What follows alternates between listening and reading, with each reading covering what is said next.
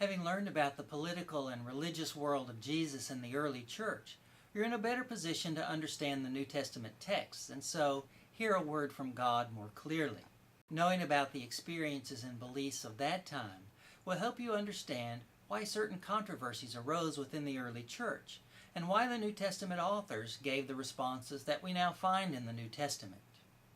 In addition, phrases like the kingdom of God and salvation should begin to sound a bit different, as we know that they had a sort of political sound to them at the time of Jesus, and we've seen how political and religious expectations were tied together by many in the ancient world. Perhaps now it's easier to see how Jesus could be understood as a threat to the Roman Empire. We also then have to rethink our ideas about the message of Jesus. Was it as removed from the political sphere as we sometimes imagine that it was? And if not, how might that reshape our ideas about spirituality, about the ways that we experience and practice the faith today? We also need to begin to rethink our ideas about Judaism and Jesus' place within it. We should remember that the Pharisees and Sadducees were actually seeking to be faithful people.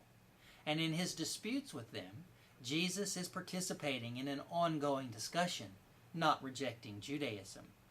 We see Jesus in those arguments thinking with others about how to practice the faith. Perhaps that should also lead us to think about how it is important to enter discussion and even debate about the best ways to think about God and about how to live out our own faith. Knowing about the religious desires of the broader ancient world and how Christianity responded to those should also give us some impetus to give attention to our culture's religious and spiritual needs. How might we faithfully shape our message now to respond to those concerns? And maybe how does that environment influence our own understanding of spirituality and our experience of the presence of God?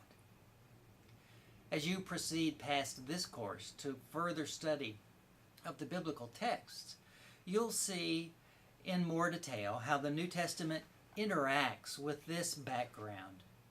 That study will enrich our thought about how to live out the faith and how to share it. It can lead us to a deeper understanding of the New Testament that will strengthen our faith and help us to engender a stronger faith in others.